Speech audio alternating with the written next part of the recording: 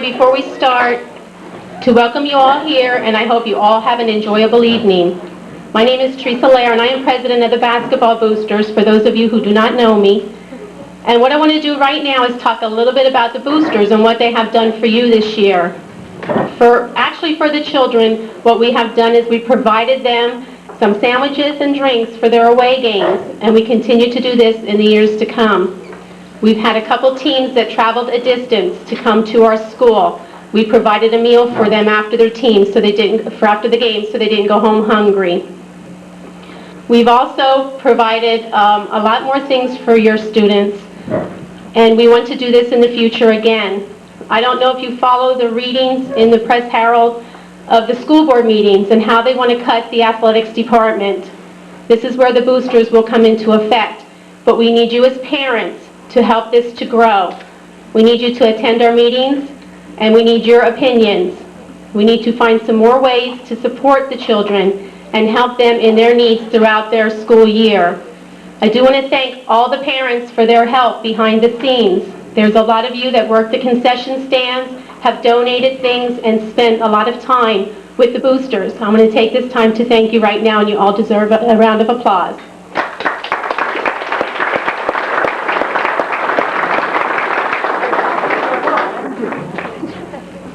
Our meetings are on the third Wednesday of each month, and we do ask that you come out and join the meetings. Our next meeting is this coming Wednesday at 7:30 in the athletics room in the high school.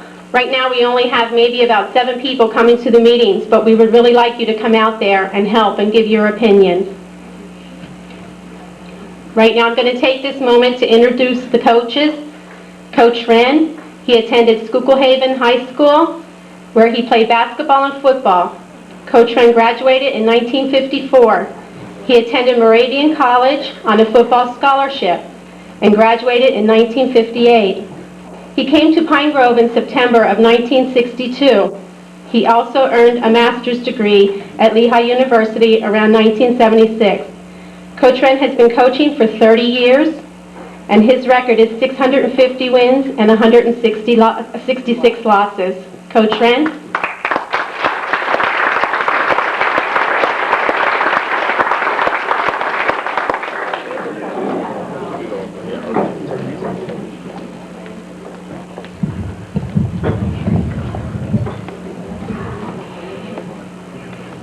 Thank you, Teresa.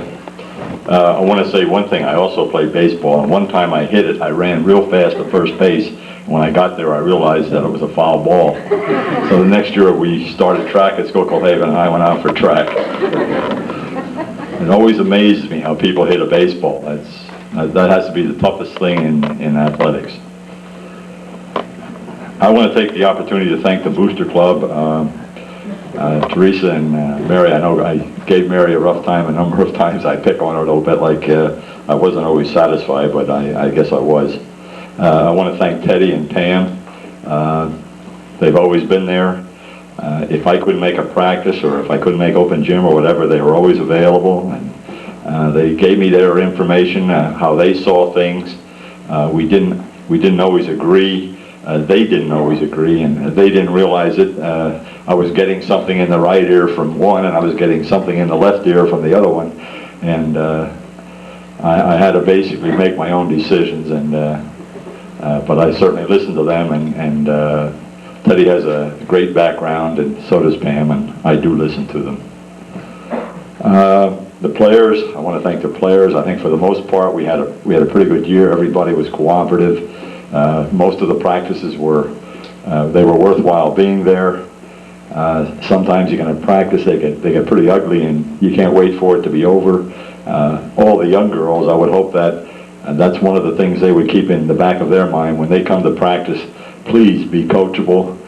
Please be there to learn.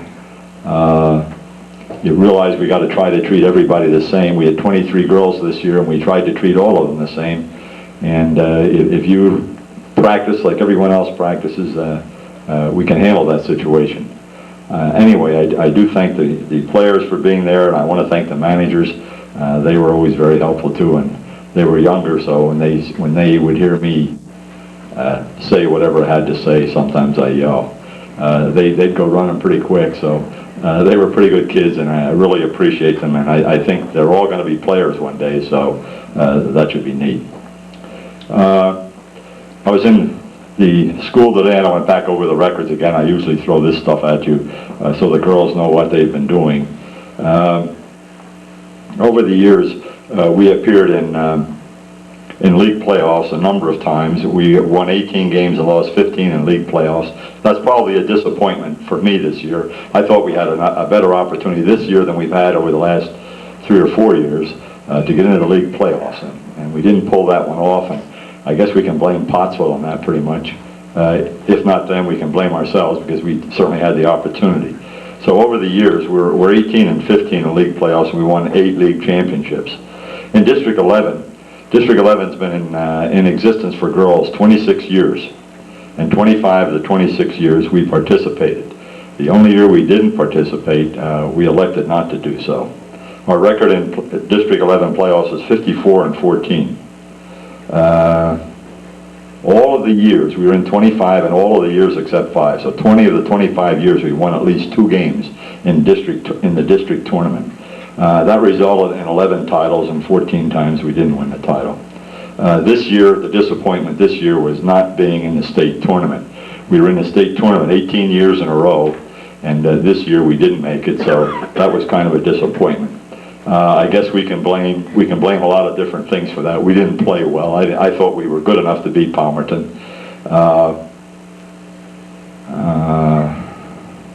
I had some thoughts on that. I guess I can bypass that.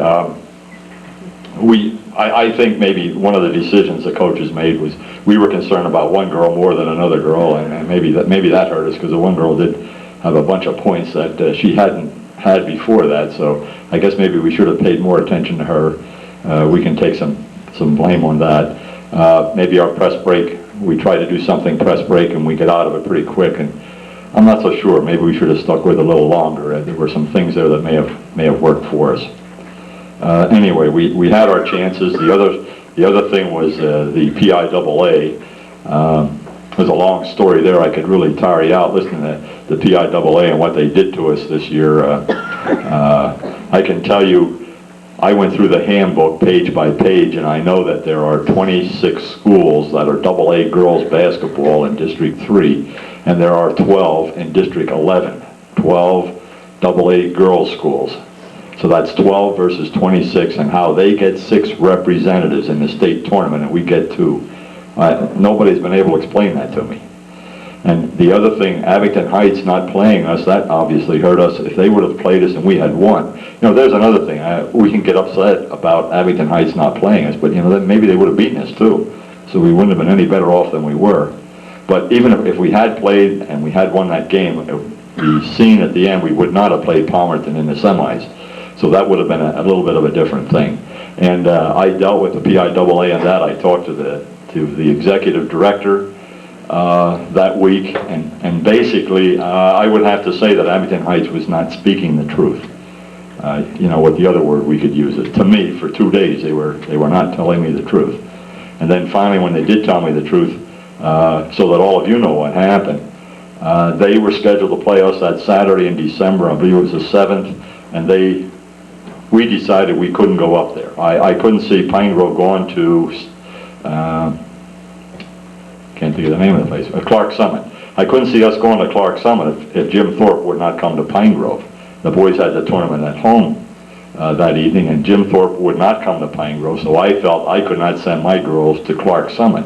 If something happens, I figured, I'd be in jail for the rest of my life. So I just felt I couldn't go up there, and we didn't go up, and we thought we were going to make other arrangements. And I had a lot of games in December. He had a lot of games in December. I said, well, let's wait till January, and we'll talk about it. And when January came around, then he gave me a lame duck excuse, like there was no room to play it. And later on, a week later, I call him again, and then he's telling me, this is the coach, he's telling me that their kids are done, they're tired, they don't want to play anymore, they're probably not going to make playoffs. When the season's over, they just want it to be over. They're talking about it in the hallways. Let's get it over with, get this thing done. So anyway, I don't know if you followed, but they won the district championship. They were a wild card. They were a wild card, played a wild card team. They got in, they won the district championship, and they maybe even won one inter-district game.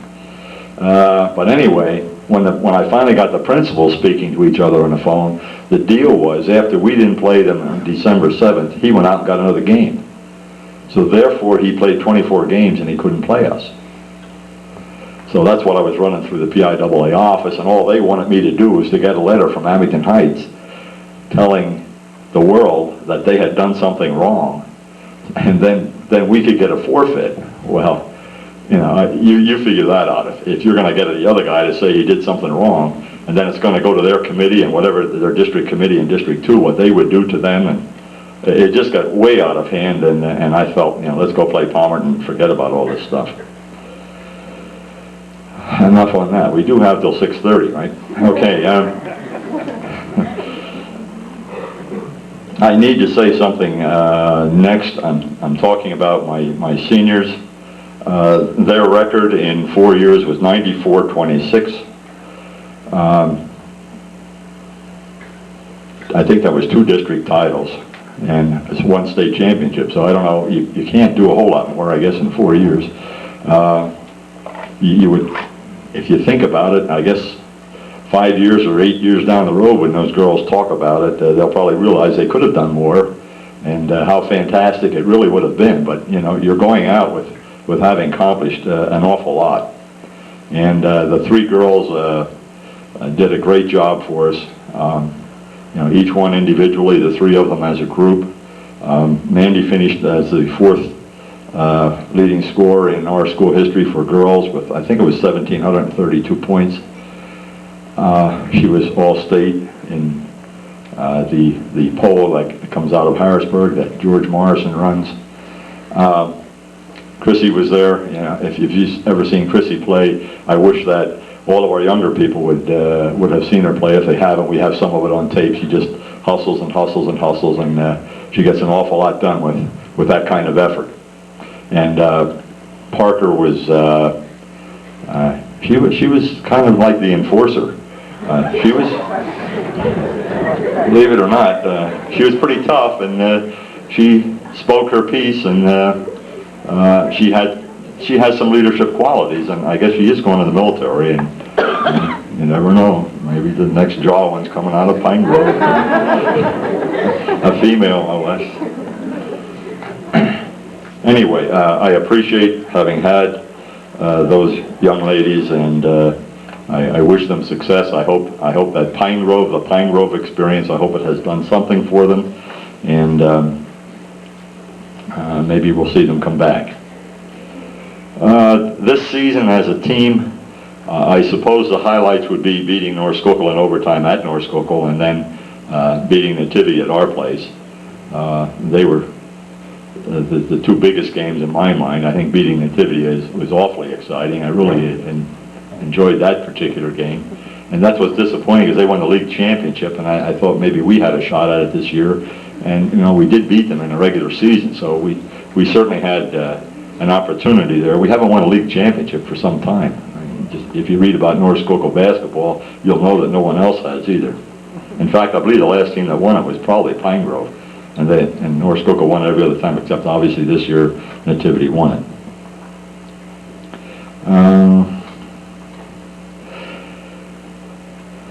I need to say, I guess this is my rebuttal from last year, I put this out on the table. I think there's 2 at each table, and it's information that I gathered about 3 weeks ago over at Hershey at the Athletic Directors Convention, and I think all the young people and all the parents of young players should certainly be interested in this, and maybe you might want to get a copy. I only made 20 copies, but you might want to share it.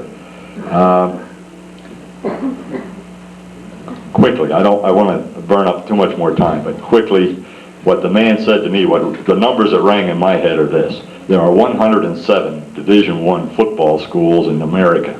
I know we're basketball, but I'm talking about football right now. And Michigan, University of Michigan, for instance, sends out 8,000 questionnaires. Notre Dame, which is on the low end of this sending out questionnaire thing, they send out 6,000. If you see this, there are 85 scholarships at each of those 107 universities. So if you have your calculator, you can crank out some numbers real quick and see how many Division I scholarship football players there are in America. So there aren't a whole lot of those things out there. I believe there's a number in here somewhere that the odds are 320 to 1, even if you get a questionnaire, that you're ever going to receive a football scholarship. There are numbers in here on Division I basketball as well, and I believe the girls are a little bit better off. Their odds are like 1 in 100. I believe that's right. No, 1 in 174. I think the basketball scholarships at Division I, there are 13 per school. So, I may be wrong. That may be. Somebody else can straighten me out on that. But anyway, your chances there, like 1 in 170, one boy out of every 174 graduating senior has an opportunity to get a Division I basketball scholarship. So if you don't get one, don't feel too bad about it. There are other ways to get through. And that's what you need to consider. Anyway, like I said, there are a lot of good numbers in here. And the second to last page, there's a place where you can get a tape from Lou Adler, and Lou Adler would share this information with you. And it might be a worthwhile project in my mind for the Booster Club to rent this tape for $15, have a night, have everybody come in and let them explain to you exactly what's available. There are some partial scholarships. There's a lot of scholarships based on need. There's academic stuff, and I know we don't like to do a whole lot in the classroom, but that's the way to go. If you can get something academically, you've got it, and it's going to be yours. There are some schools now that if you're in the top 10% of your class, you're getting a break there with tuition. So there are many ways to do it, but don't think that you can walk by a desk somewhere and pick up a paper and that you have a scholarship. It just doesn't happen. In the real world, we can talk about that, so you can certainly appreciate. I have to mention Mandy. You can appreciate what she got. And as far as girls at Pine Grove, I think we have more than our share. We have gotten more than our share of scholarships, full-time scholarships, partial scholarships. So being in the Pine Grove basketball program is not a bad deal. You might think of going somewhere else. You can think about it, but if you go there, I suggest there aren't too many smaller schools where you get the opportunity like we've had at Pine Grove. I would have to say Monterey has done real well with that too. You want to go to Pottsville, that's fine. That's a place to go, probably. A Class 4 or 4A school, that's where you're going to be seen.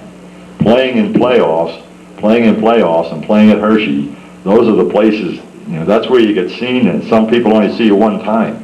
I mentioned Monterey City. There was a girl that played there a number of years ago. She got a full ride to Boston University, and I think that was the first time the coach saw her play, and she got a full deal up there.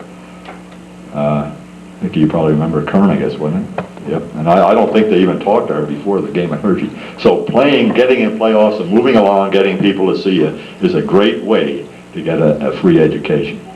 I need to say something about this too. AAU basketball is really becoming popular, and that may be a better way. That may be the best way to be seen. And it may not be for everyone, but there are many different avenues to travel to make it happen. for the young people that are interested. And it's just, again, that's what this says in here. Are you doing the right things? Do some of these things if you're really interested in getting some of your education paid for. And you do need that education. I just was at a meeting on Wednesday evening after school, and a gentleman said, you realize, this is a statistic he threw out, this is for the young folks, this is a good one.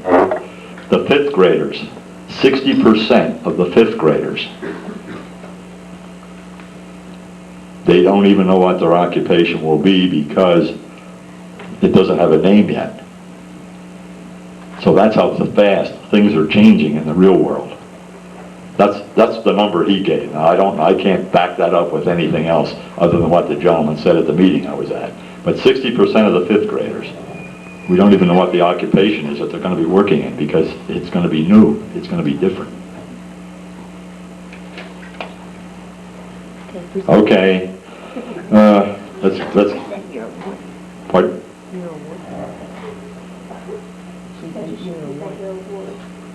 Okay. My awards. The Teddy and Pam Club, please.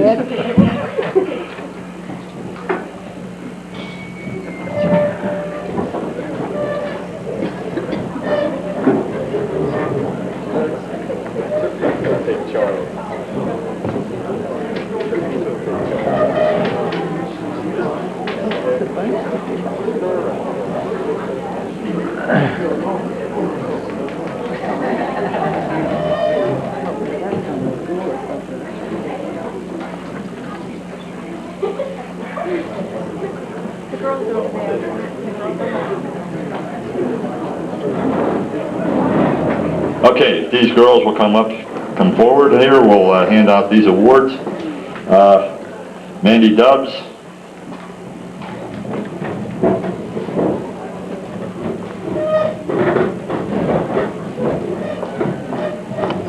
Chrissy Griffiths.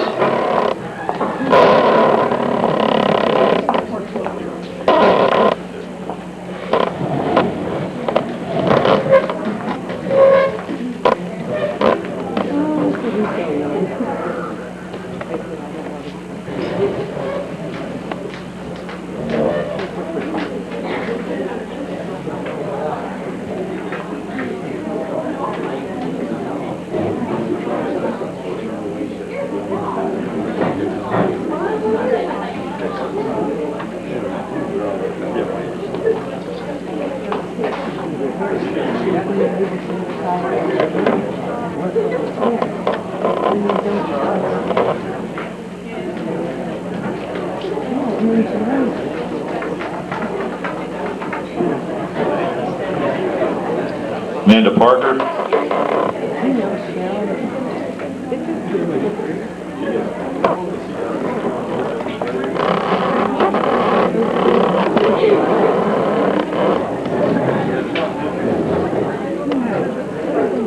Stacy Reinhardt. Jen Russell.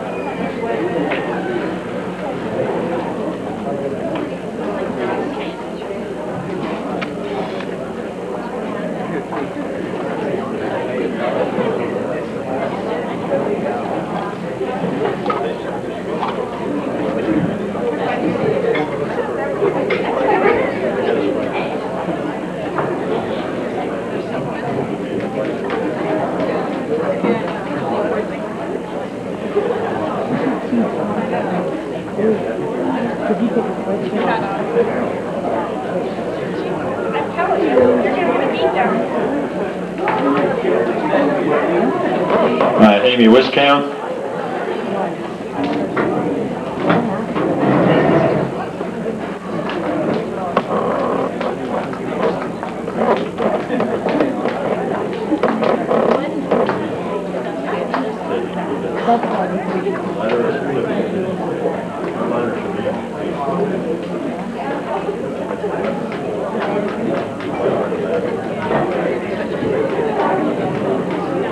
Ashley Dunmoyer.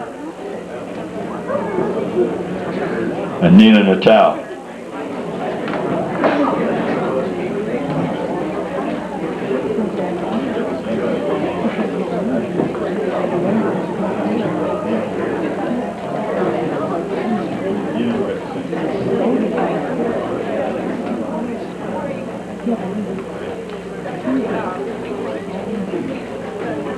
Jamie Kramer, Heather Schock,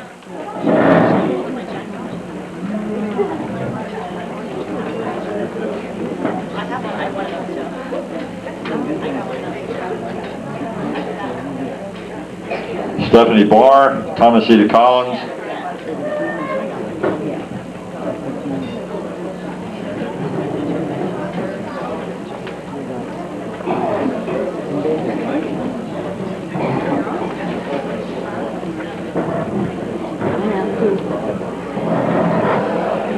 Katrina Lair,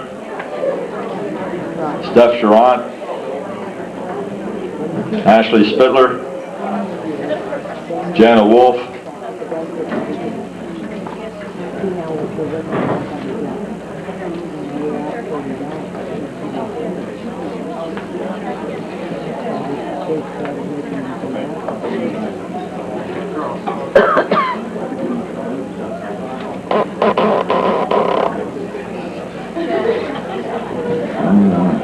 Heather Ansbach, Ashley Barry, Sarah Brown,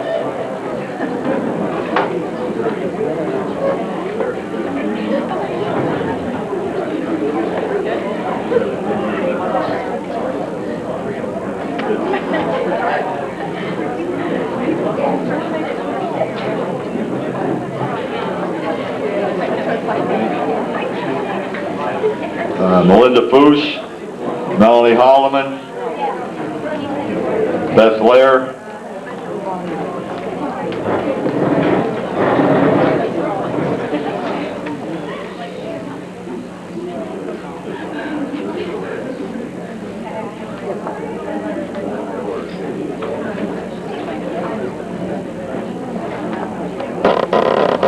Katie Marburger, Leah Zerby,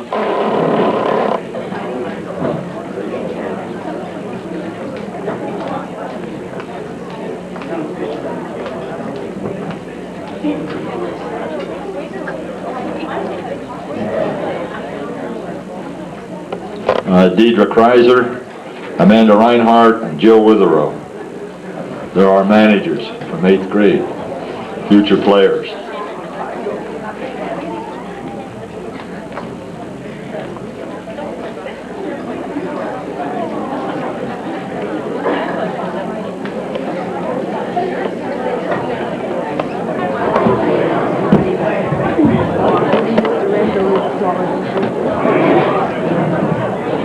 Okay, now we have Coach Holland. Coach Holland attended Montanoy Area High School. While attending high school, he was the third leading scorer in the history of his school. He graduated in 1971. He attended Holy Cross College in Massachusetts and played varsity basketball for 3 years, graduating in 1975. Coach Holland came to Pine Grove in 1989, and he's the head coach of the basketball team since 1994 up to now. Coach Holland.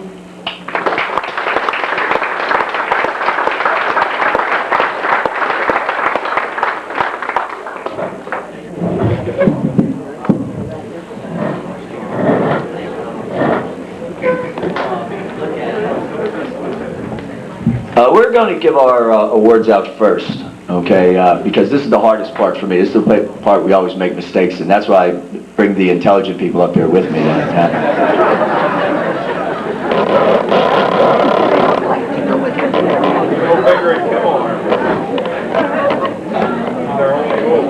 Someday have a paper. Chuck, you're the only hope.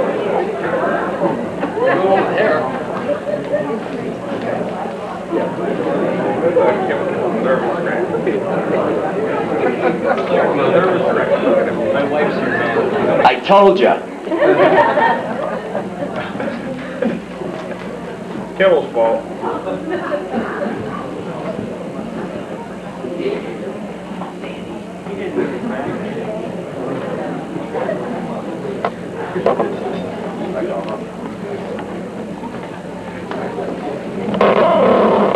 Okay, first I'm going to bring our seniors up. And the coaches will hand out the things as we get up. I'd like you to stay up here when, after I call you. Steve Horst, Nat Melnikov, Matt Minigbach, Dan Becker, Ryan Williams, Ryan Reichert, Glenn Haney, Brian Bellew, Parrish Fessler.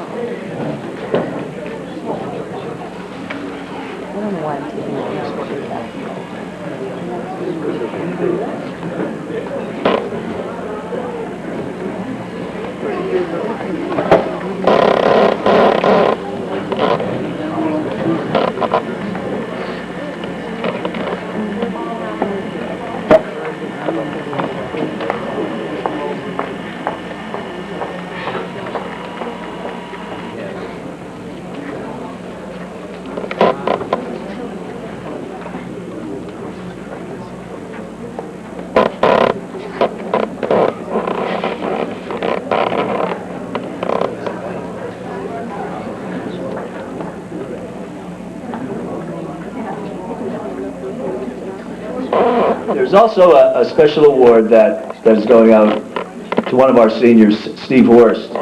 A plaque that reads, presented to Steve Horst for scoring 1,000 points on January 28, 1997 versus Shamokin. Congratulations on this accomplishment for the Pine Gary Area Basketball Boosters.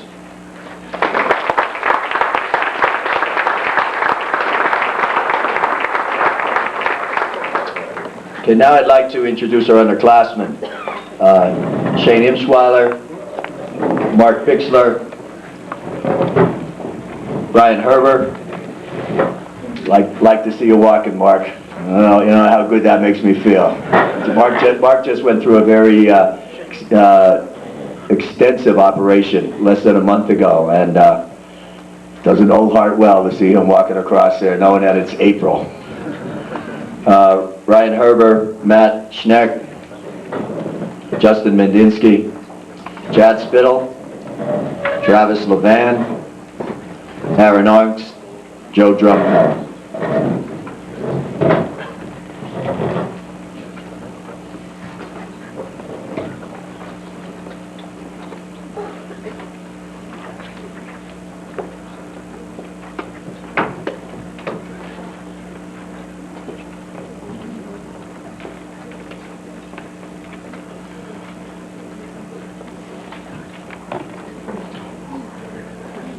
I don't want to forget our managers, people that really did a lot of good things for us this year. And I think a manager's job is a thankless one because I'm always yelling at them for getting balls and they're shooting, and I'm yelling that they got to be here and they got to be here. And players are yelling at them and all. And I always think it's a thankless job, but we've been very lucky to have some of the people that have helped us.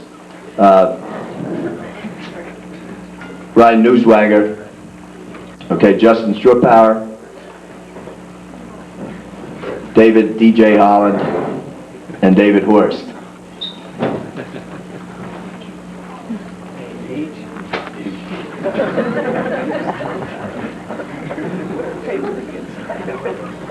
I got to tell a funny story about that. When we were playing at, it was either this year or last year, I'm not sure, down at Advil Cleona, and one of my players, who I don't usually mention names with this, but one of my players by the name of Nat came out of the game, and you got to know a little bit about Nat Melnikov. I mean, intensity.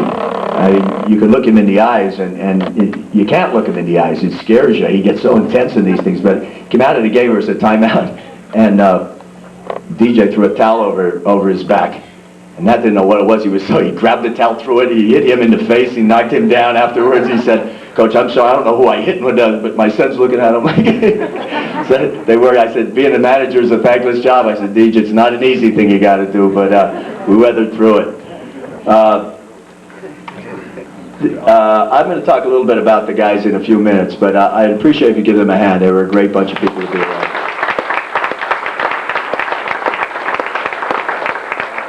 I'm sorry, I didn't have it written down on my list, that's why I went and got this.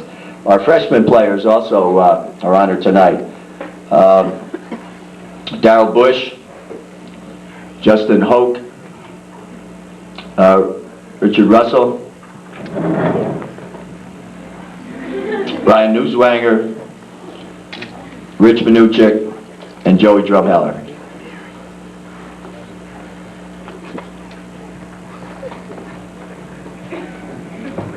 There is this baseball thing and all that goes on that now these guys are involved with.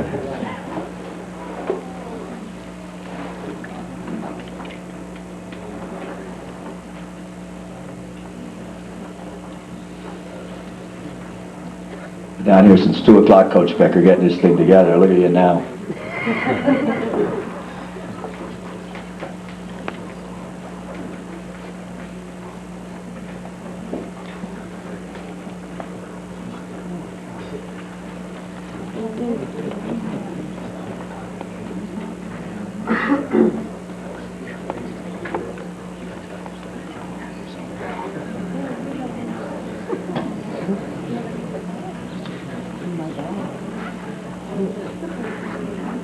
No, I don't know.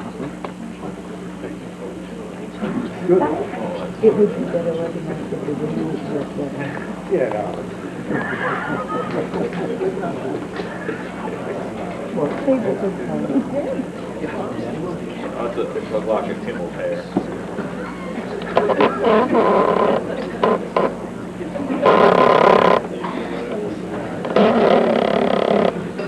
Coach Red talked about 2 assistants that used to get in his ear.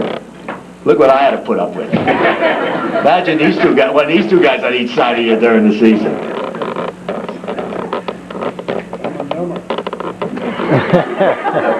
I didn't say that. I didn't either.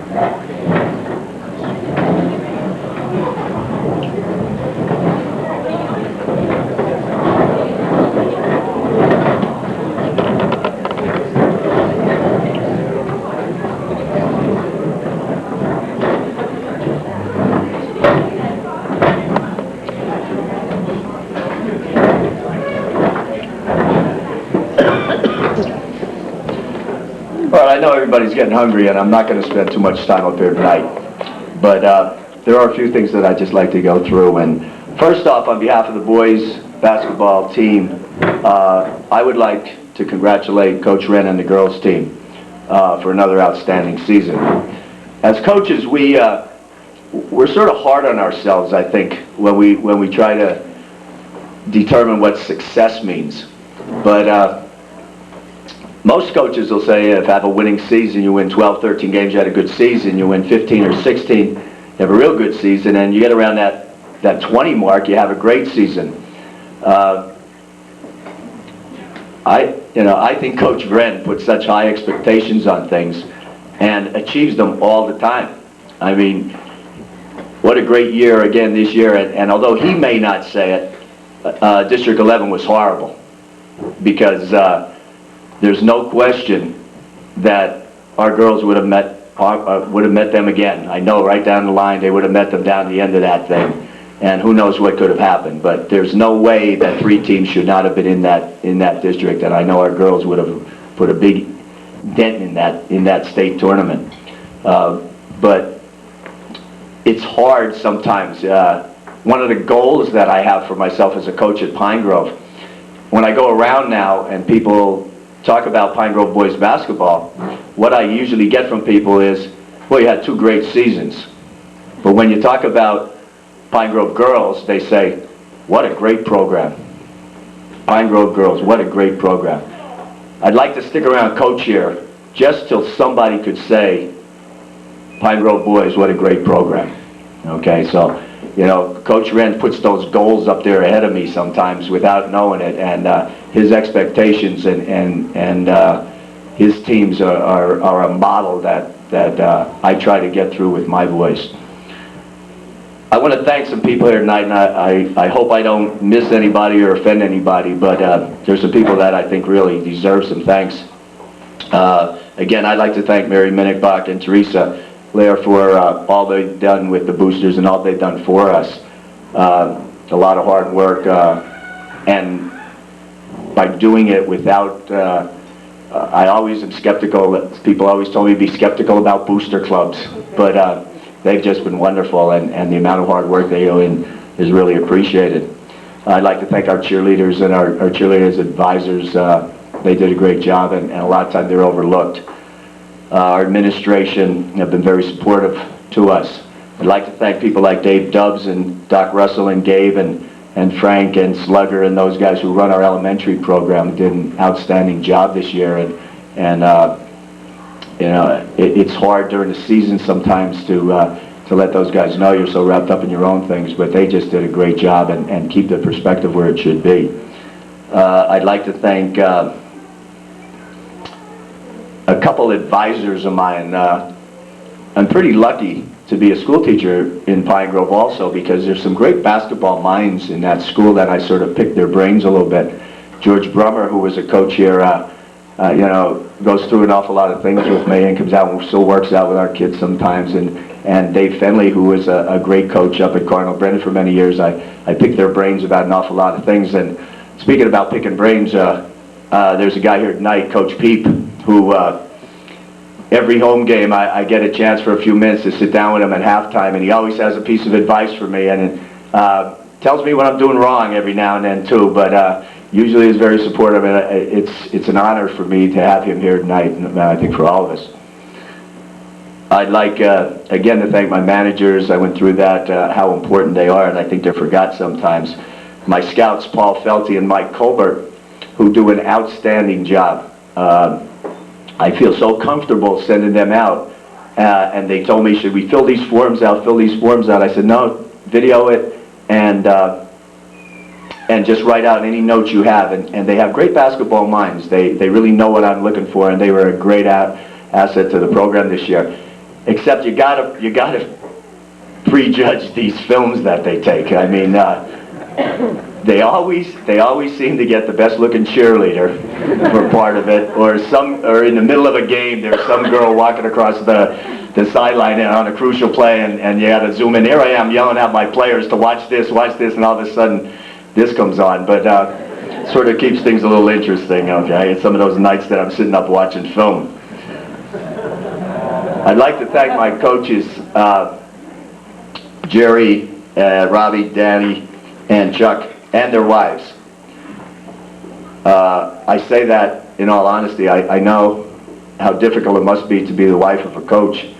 The time that these guys put in, and I spoke at a banquet last week up at Monterey, and I heard my brother say that he has the best coaching staff in the state of Pennsylvania, but I think they're second. Okay, I couldn't ask for anybody better than the people that I'm surrounded with, and I only joke about that, but I would like to have some tape someday of these two guys in my ear on the bench every now and then. I mean, it's hilarious, right? Some of the things that are going on, and then when they get together, it's a good time, and that's what coaching should be all about. Sometimes I think you got to get along and have your disagreements, but I'm very lucky to have those people with me.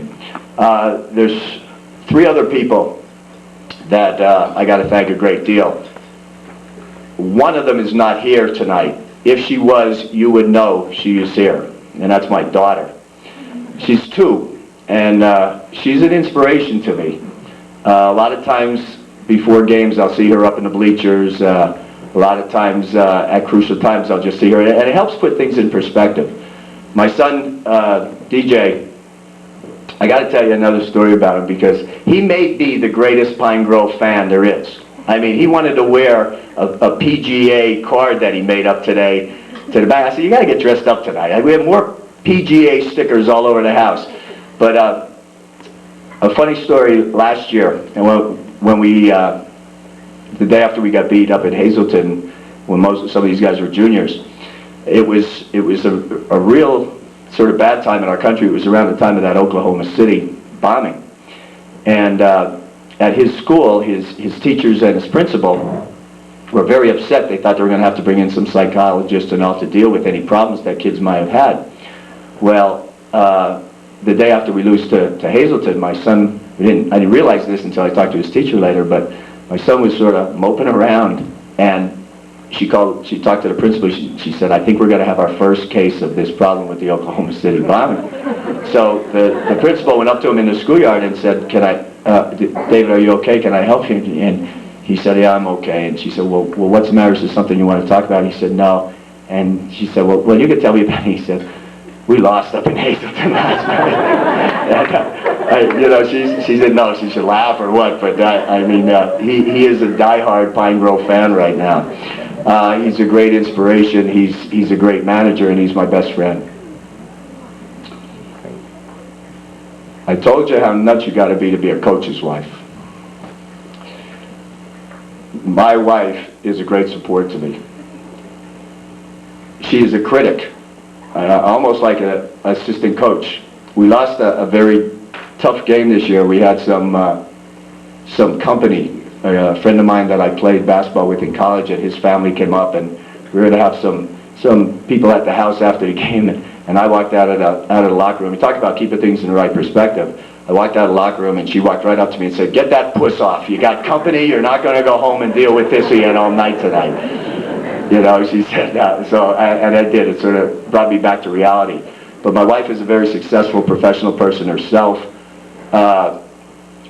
Takes care of, if you don't know who she is, she's the lady that was chasing the little girl around. Sometimes I thought she got a better workout at some games than my players did.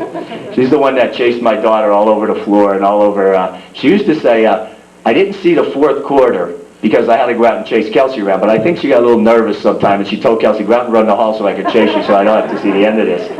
But she takes care of the three of us on top of her job, and keeps the whole house in order.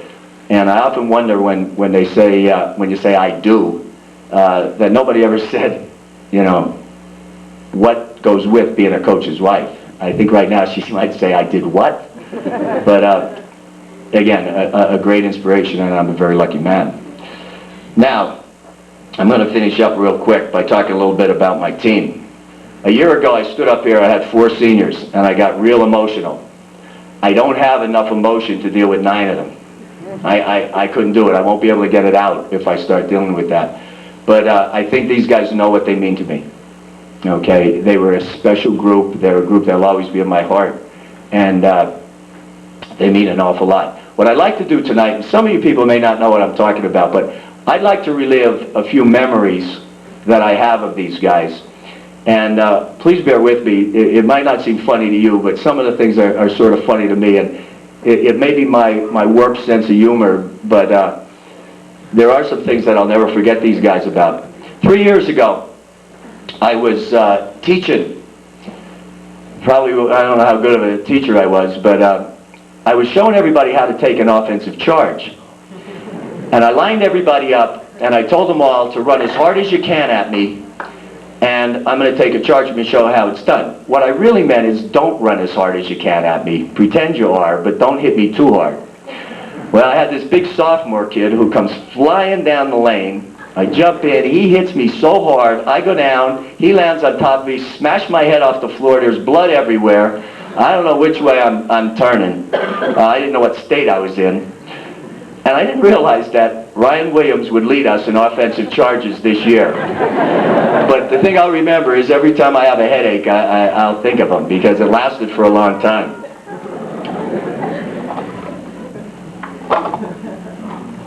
I remember Bucknell camp 2 years ago, and I accidentally showed up at a dormitory room, and three of my players were in this room, and they didn't know I was standing there, and they were discussing something about a girl who liked somebody else.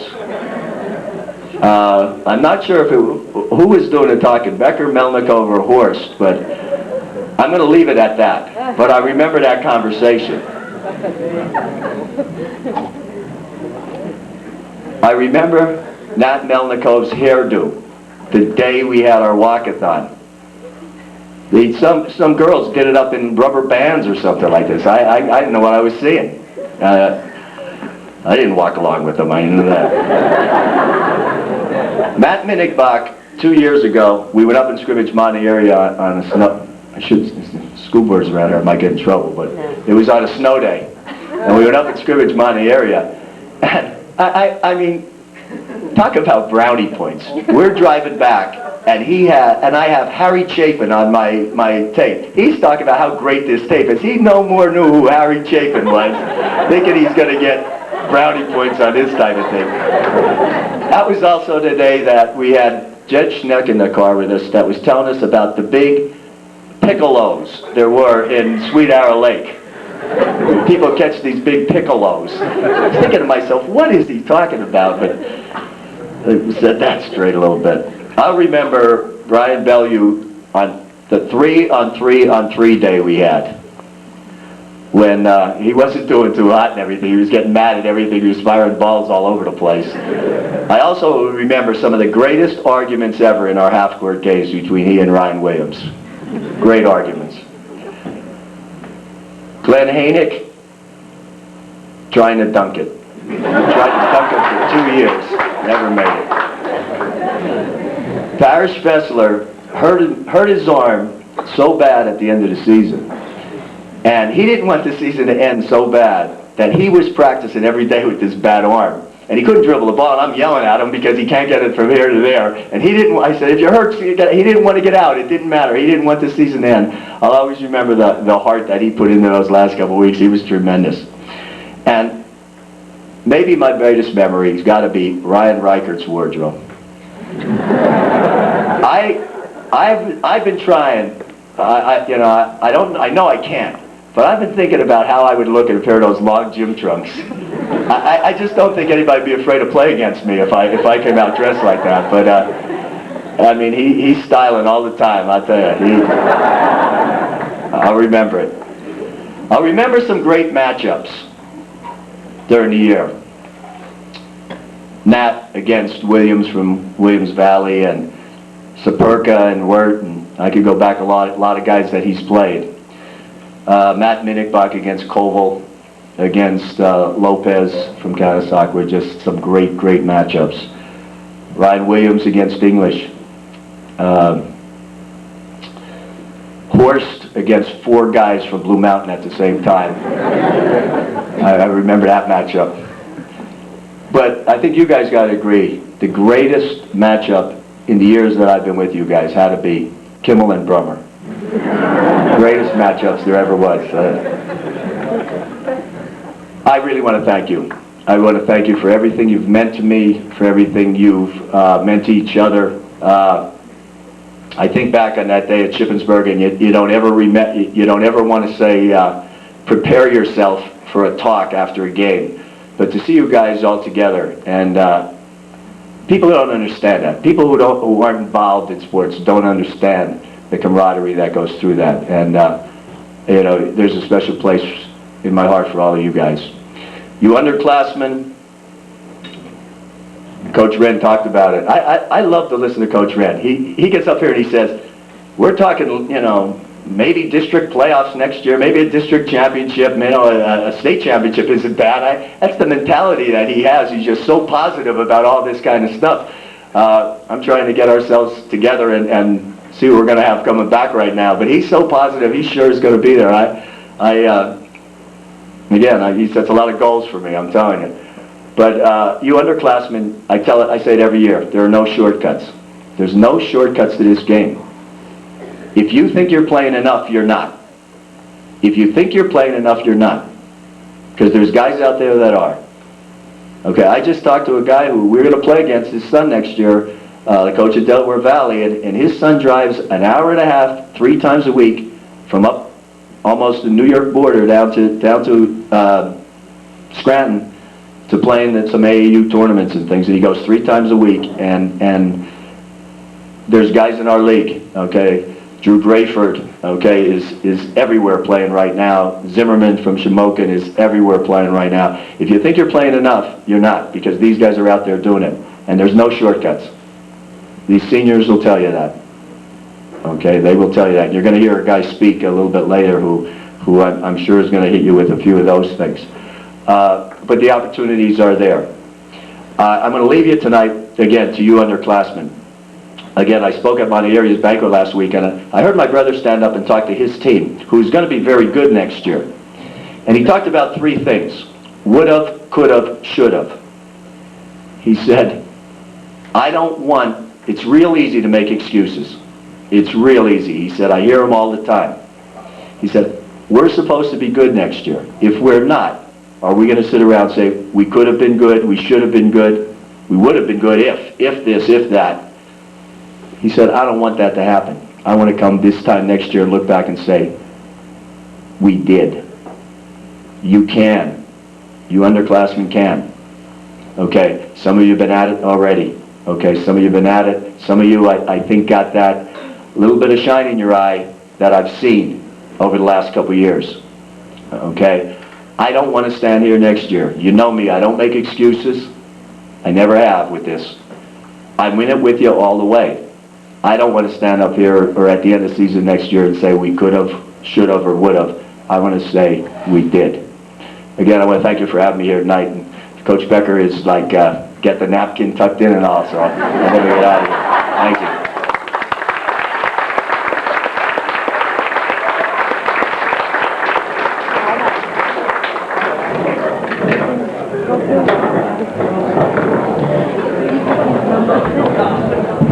We're going to take a brief intermission right now. You can get up and mingle. Leave it under the table.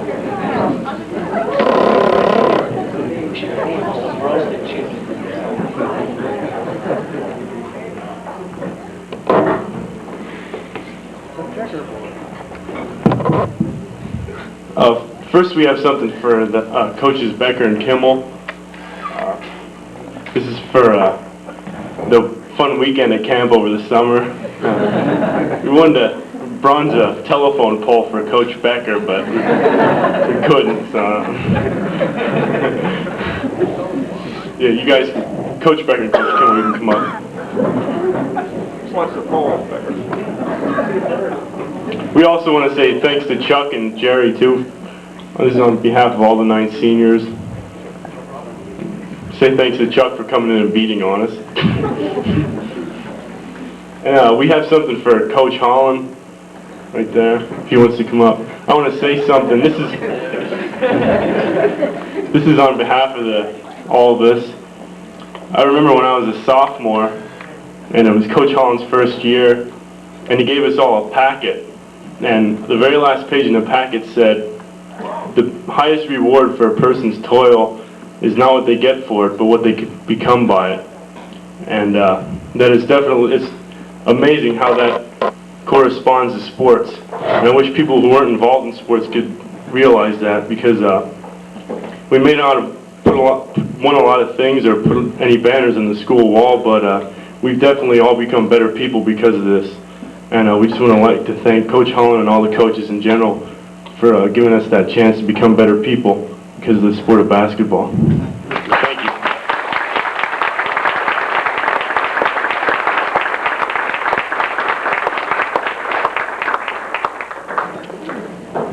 Open it up.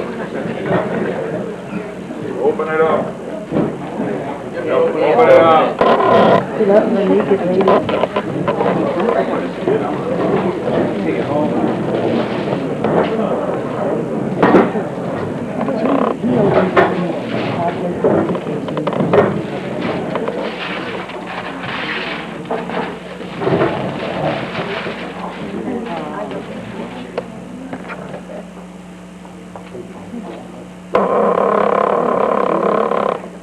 Says here, teamwork. Never doubt that a small group of thoughtful, committed people can change the world. Indeed, it is the only thing that ever has.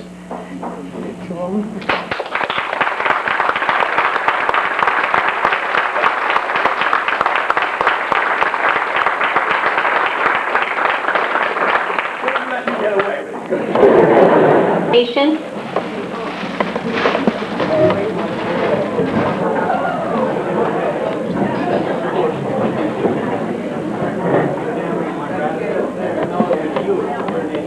You may remain seated. This is bow our heads, please.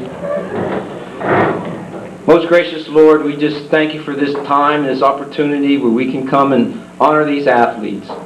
Lord, we just think back, many of us as parents, when the kids were small, and probably would never believe this, the way some of them would turn out and play in the sports here in our schools.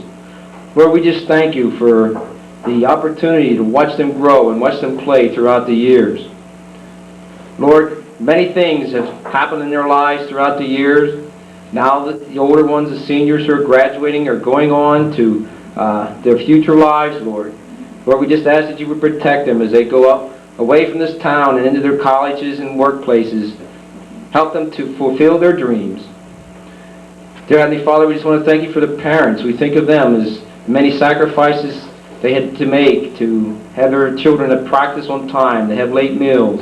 Lord, we just thank you that we had such good parents that would do that for us. And Lord, we just want to thank you for the coaches, the time that they take out to teach the kids more than just basketball, Lord, as it's shown here tonight.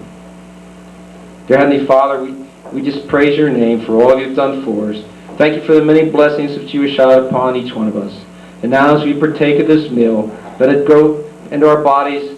We can use it for your good work. We ask all this in your name. Amen.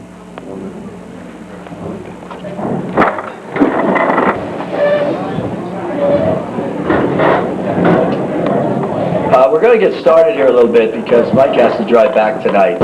Has a recruit coming in tonight and going to deal with him a little bit tomorrow. So we want to see if we can get him on the road. Mike Rhodes. It's funny when you introduce somebody and they always say, I remember him as a player and I remember as this or that, but I think I know why they asked me to introduce him, because I've known Mike Rhodes from the day he was born, okay, being his uncle. But he grew up in Monterey City, Pennsylvania, attended Monterey Area Elementary and Monterey Area High School. In Monterey Area, he was a 3-year starter and ranked second on the all-time scoring list. His senior year, he led Monterey Area High School to the Schuylkill League title, district title, and to the Eastern Finals of the state tournament. He was selected to the small school first team All-State. Upon graduation, he attended Lebanon Valley College, where he was a 4-year starter. His junior year, he led Lebanon Valley College to the Division III National Championship.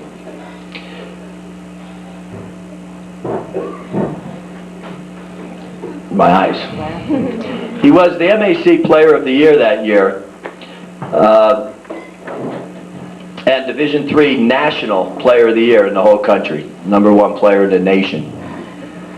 He was 2-time All-American, and his college numbers were more than 2,000 points scored and more than 1,000 assists in his career, in his college career.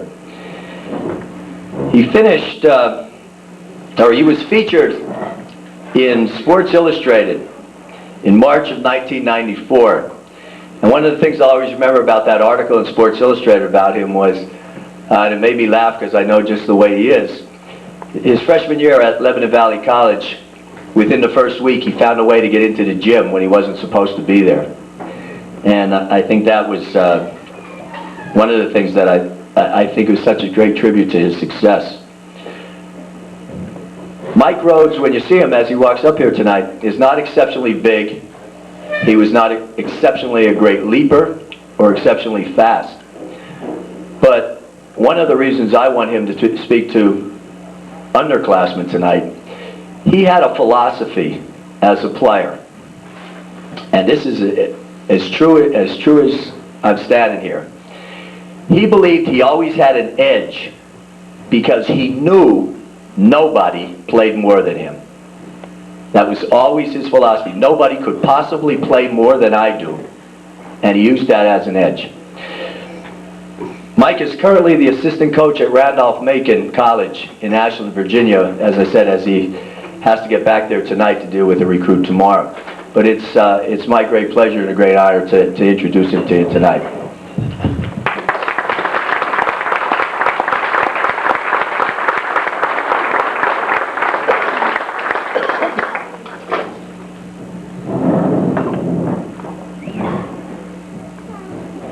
Thanks a lot, Dave, Coach Holland. It's a great honor to be here. It's a lot of fun when you can talk to people who know a lot about winning basketball games, who see the fun. You guys, girls and guys, have won so many games the last 2 years, the last 3 years, and so on. It's fun to come to a banquet and not tell you about success and how to find it and what to do when you're almost there. You guys, you've been there. You know what it's all about. So I want to just bring a couple different things up that I thought would be very enjoyable tonight. First of all, I want to talk about your coaches. Parents, you guys do not understand how lucky you are for your kids to be playing for these two gentlemen. Coach Wren, 650 wins. I don't think I got 650 on my SATs.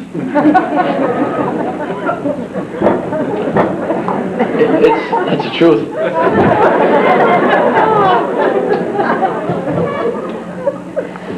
The Schuylkill League for girls basketball is probably the best league in the state. That says one thing there. Coach Wren wins a lot of games. You're a part of a great tradition. Something that you'll have for the rest of your life. It's a great memory. Playing for a guy of this caliber who's been through it, been through the wars over and over again, it's only going to help you 10 years down the road. When you're in a competition for a great job, where you have to make a big decision in your life, you may go back to maybe a tough game where you're going to make a decision in the game, or go back to a tough practice. Coach Wren was tough on you. You're going to learn from that. But you're very lucky, super lucky. I wish parents, you understood. I'm sure a lot of parents take it for granted that a coach is just a coach, and there's so many of them. Not at Pine Grove. You guys are very lucky. Davey Holland, I've never met anybody, including myself, that loves the game of basketball more than him. One thing I can see when I was seeing you guys play this summer and last year, you guys love to play. I think that rubbed off from him. You guys just love to play basketball. I won't tell his age, but he's somebody that can still play the game. You know that. I hate to guard him to this day. I don't like guarding him.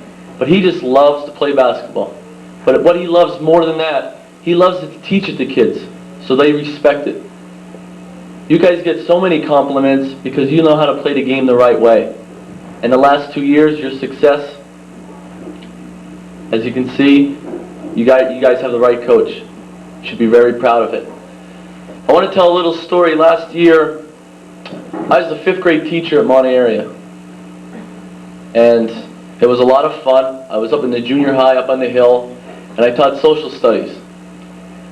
But some of the kids that I had were crazy, a little crazy. I learned about what it's all about being a teacher, and it's tough. When the girls last year, when you guys were playing in the state finals, 1 o'clock on a Friday, we have 7 periods at Monte Area. The 6th period, I had a prep period. So I put the radio on in my room and was listening to your game. Then I had a class, 7th period. I had 21 5th graders. 14 of them are this ADD, deficit, some kind of attention deficit disorder. I just think they're all a little wacky. That's what they are. Well, 21 of them, 15 of them were ADD. The other 5 or 6 were in 5th grade so long, I think they drive their car up to the junior high. So this is the last period of the day, and I'm thinking it's a Friday. They're just wound up. Your game's close. It was going into the 4th quarter, and I'm like, I got to get back to this game. I got to find a way I get back to this game. So on Fridays we would talk about certain people in history that were really important to us, and that day had to be Abe Lincoln. So I'm asking quick questions, and what I had them do was read a little story on Abe Lincoln, and then they had to write a paragraph of what they thought, the main important objectives of the story. And after they got done, I said, now, if you do this very quietly for the next 10 minutes, I said, I'll put the radio on. Now, you guys know, as 5th graders, if they put the TV on in school or the radio, you think it's the greatest invention in the world. So I thought it was a pretty good idea. They were intent. They did their lesson, closed the book. They're sitting there. I said, but the rule is you can't talk. You can't speak. I'll put the radio on for you for the next 20 minutes. I want to listen to the game. So I put the game on, and they're like, oh, let's hear some music. I said, well, this game's almost over. When the game's over, listen to music. So we're listening to your 4th quarter of the state title game last year. And they're all asking me, who's Pine Grove? Where's Pine Grove? And I'm trying to explain that to them. And I mean, these kids, they only know where Shenandoah is in Monte City. That's about it. So it goes down to the last 3 minutes, and now they're all asking me, I can't follow the game. I don't know who's who. So what I did, which I thought was another good idea, was close your eyes. Try to imagine it in your head. And try to follow, Mike Donnelly was the one from T102. I said, try to follow this guy when he's talking, explaining the game, and make a picture of it. Wow. I had kids with their eyes closed, going crazy. So anyway, your game got down, I think it was like the 2-minute mark, and Mike Donnelly's going, Pine Grove fans are going crazy. They're starting to yell defense. The girls need a big stop here. So I have like 10 kids start yelling defense, defense. If the principal would have walked by, I was fired right there on the spot. But that's what basketball's great. I had 21 kids that day, not knowing much about basketball, but it was enjoyable. They had fun. And it had a lot to do with just basketball. That's one thing, the reason I fell in love with basketball is I had so much fun. Winning's fun. Both teams do that. You have big games, you get all pumped up for them. That feeling when you win a big game, you can't beat that fun feeling. You can't beat it. It's the greatest feeling in the world.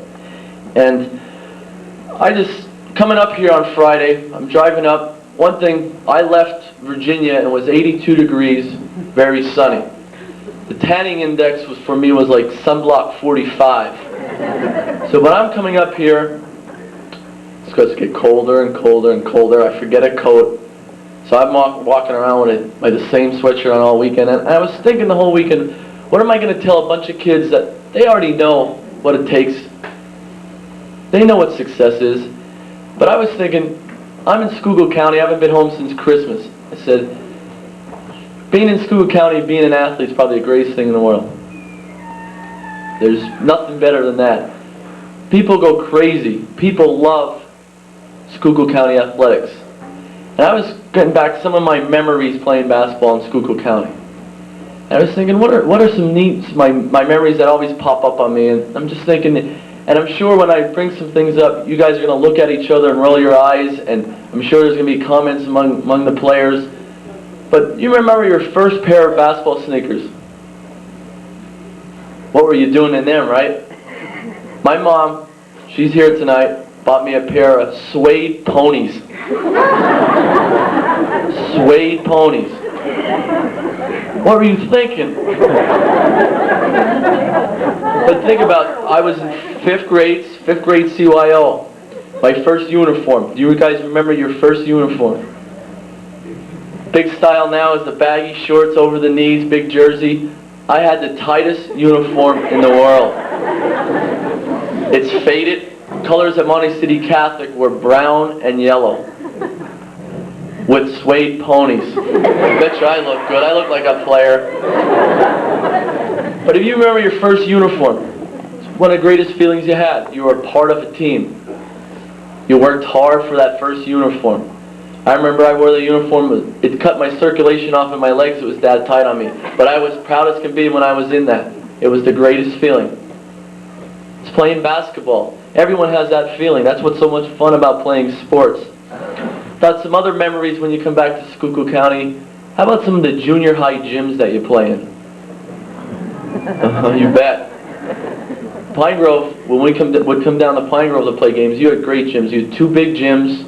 It was a lot of fun. You looked forward to playing at Pine Grove because they were big gyms. You felt important.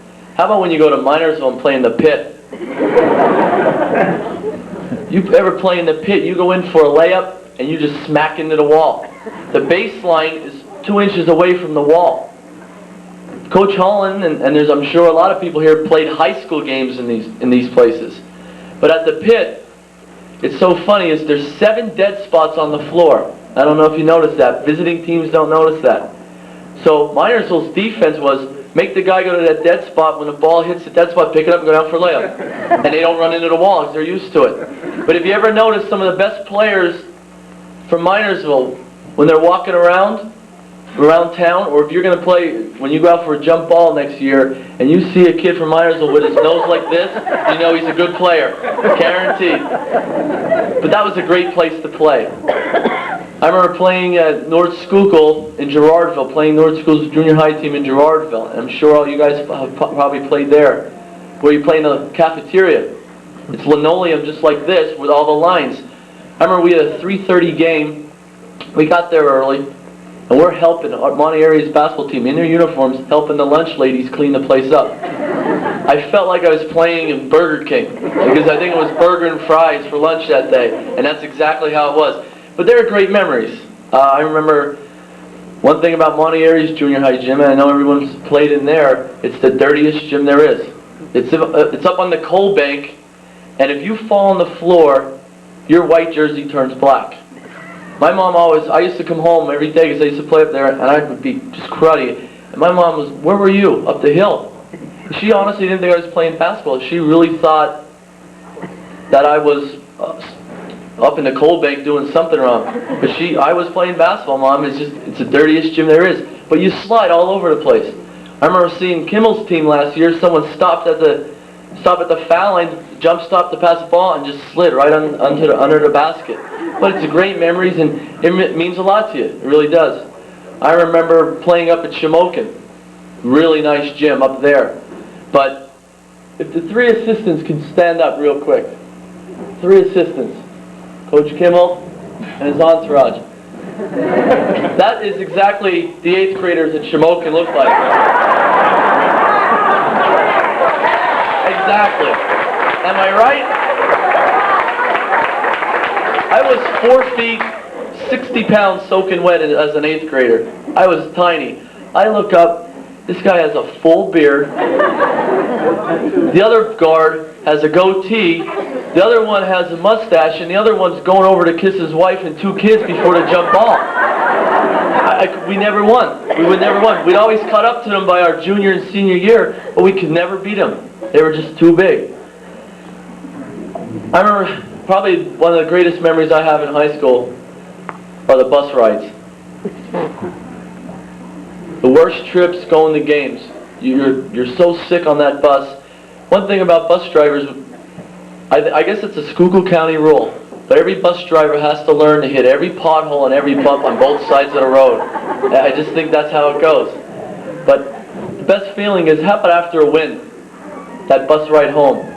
You don't care how long it takes. You're sitting around giving high fives to everybody, and you have that feeling. Nobody can take away from you. It's one of the greatest feelings in the world when you get an upset win and you have that bus ride home, telling stories, waiting to get home and go out for pizza and all that. It's a great feeling. And that's one thing. Some of the roads these bus drivers take in Schuylkill County, or some of the roads they make to games, is another treat in itself. I remember we had a bus driver, and his name was Cotton. Nobody else knew his real name. We called him Cotton. I remember we would start going out of Monte City, and he'd turn around to Coach Holland and say, Coach, where's this game at tonight, by the way? He got us there, though, and we were ready to play. But you were just, we would say the rosary going to the games, and we got scared. I thought one good memory, how about superstitions?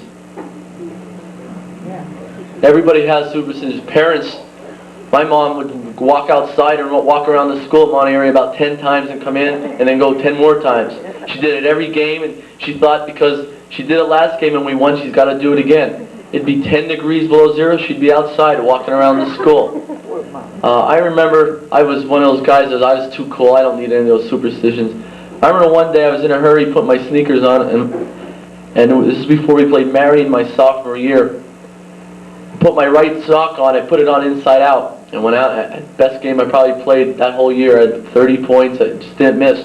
For the rest of my career, counting going to Lebanon Valley, that right sock was inside out every time. So I mean, they're great memories. Great memories. How about playing at Martz Hall for the first time? There are so many memories in that gym from people from all over the state.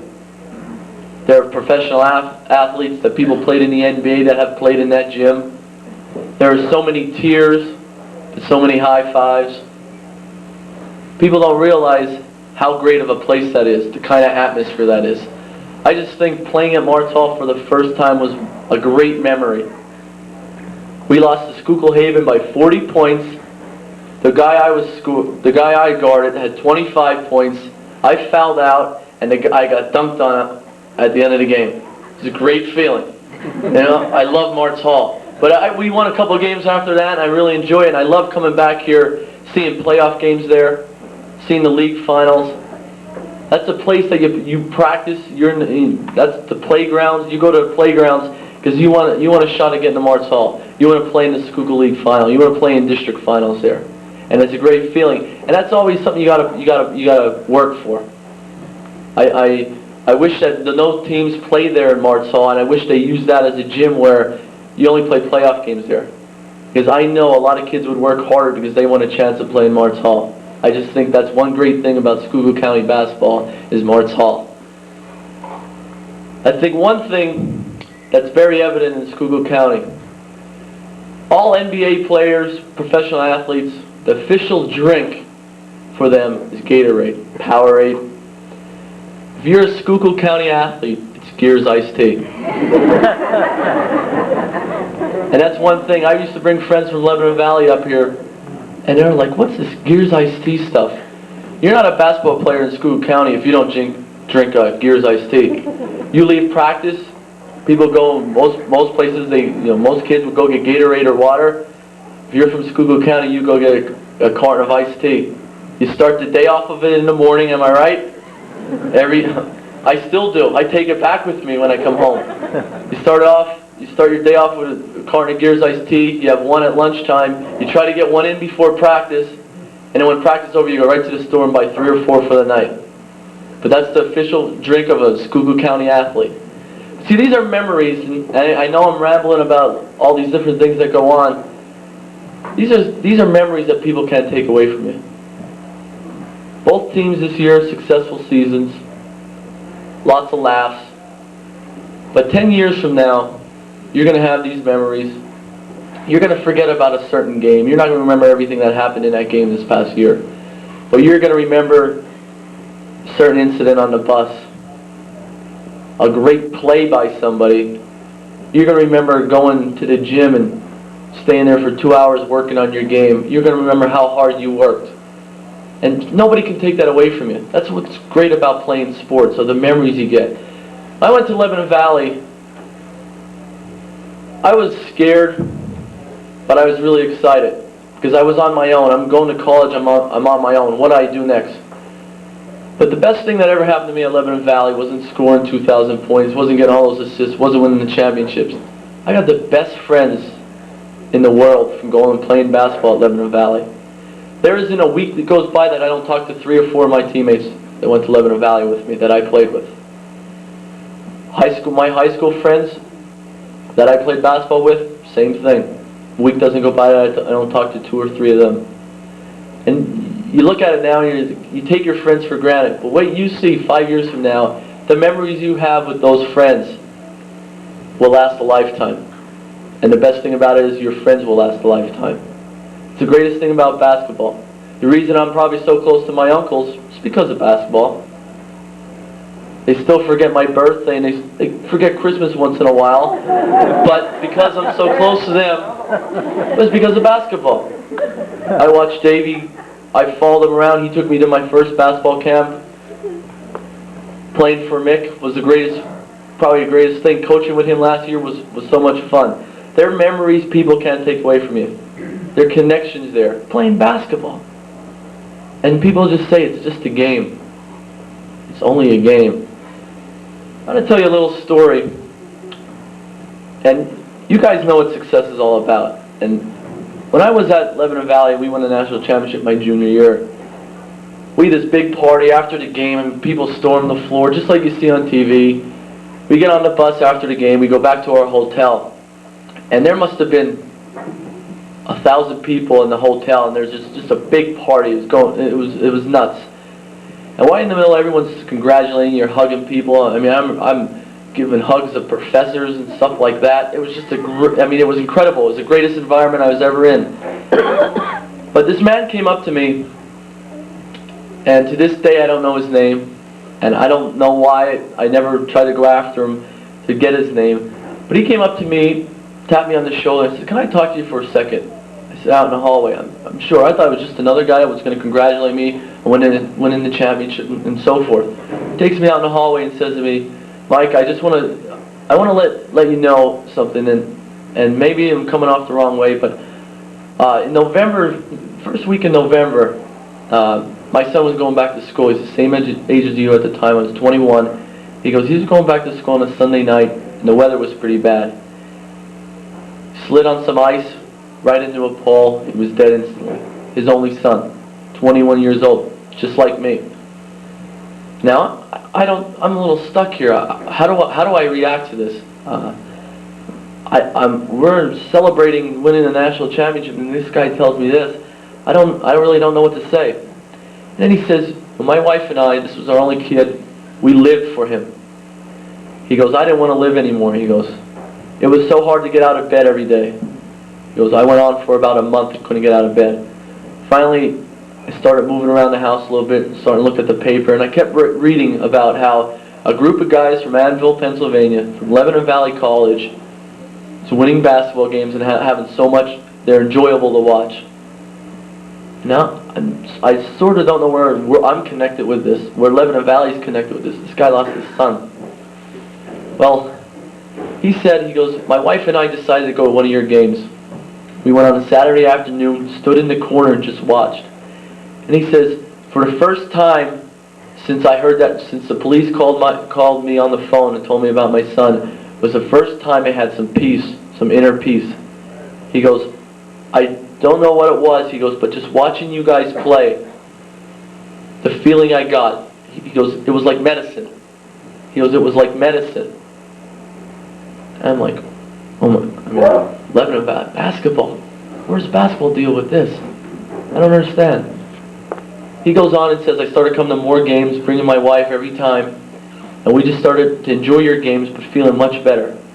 We know it's going to be a struggle moving on without their son, but we just kept going a little further each day, a little further each day. Finally, they're at all our playoff games. They take the fan bus. There was eight buses that went up to Buffalo. He and his wife went up on the bus, cheered the whole weekend for us, and he just wanted to say thank you. Thank you for being my medicine. Thank you for showing me that my life isn't over. It's going to be tough, but I'm going to manage." I was just mesmerized. Basketball. We're talking about a game people say, "Oh, it's just a game." We're talking about a little orange ball. You guys and girls don't understand the position you probably were in this year. Little kids looking at you, watching how hard you work. DJ Holland probably wants to be the next Nat Melnikov or Stephen Horst. I'm sure there's girls that have watched you and cheered for you that they want to be in your shoes a couple years down the road. The game, it's just not a game. It means much more than a game of basketball. When I got off the bus at Lebanon Valley, I walked off holding the trophy, the national championship trophy.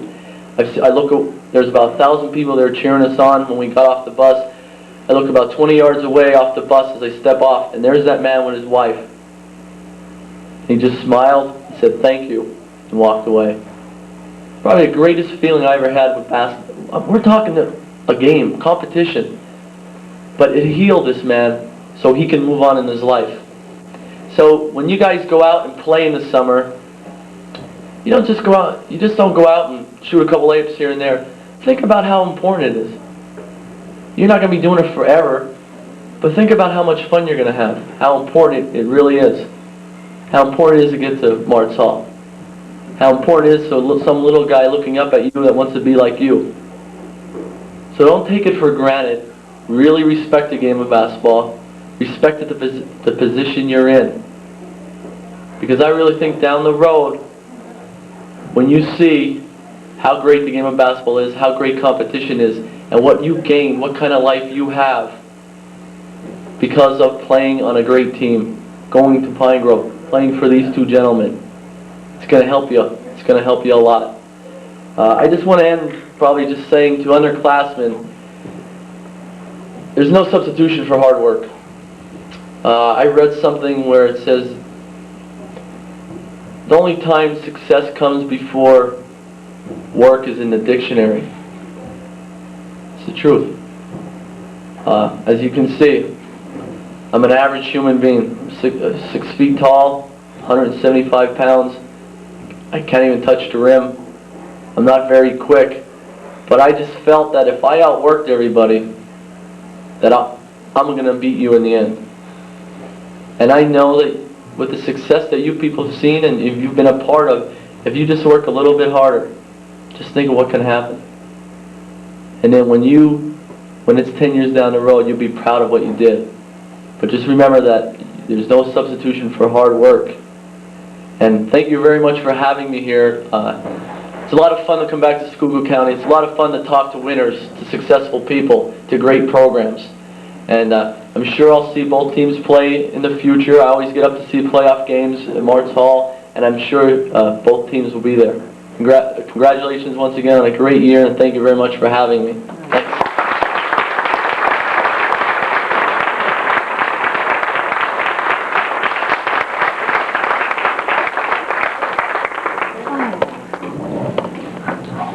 At $58 in the pot.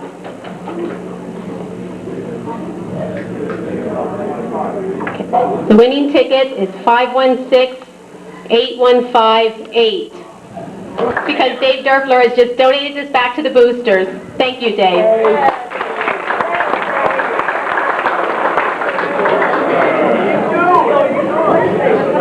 Before we close this evening, I have a few more people I would like to thank. First, those little favors that you've seen on the table beside your plate. Mrs. Holland made those for everybody. So if we can thank her, thank you very much.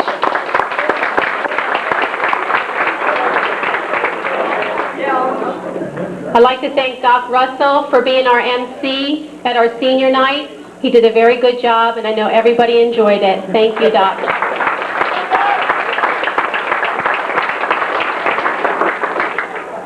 I'd also like to take this opportunity to thank the new swangers.